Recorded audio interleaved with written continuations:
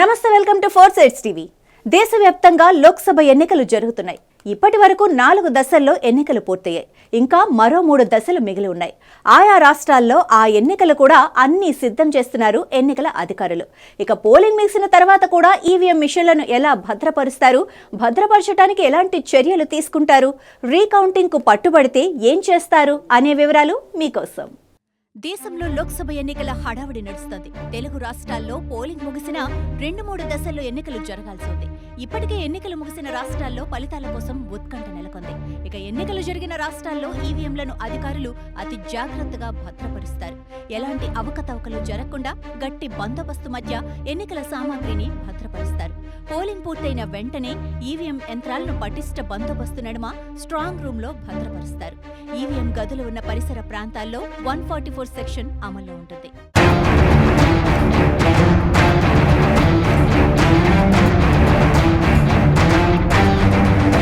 EVM ఉన్న గదుల దగ్గర ఎన్నికల అధికారులు 3 అంచెల భద్రత ఉంటుంది.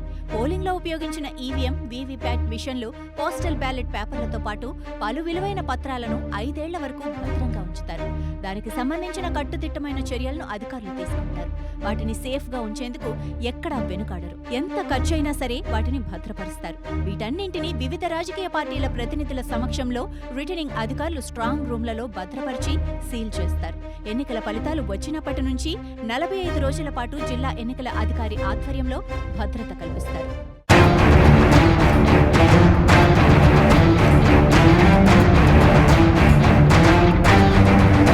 పటిష్ట నిఘా మధ్య ఈవీఎంలను స్ట్రాంగ్ రూమ్లకు తరలిస్తారు.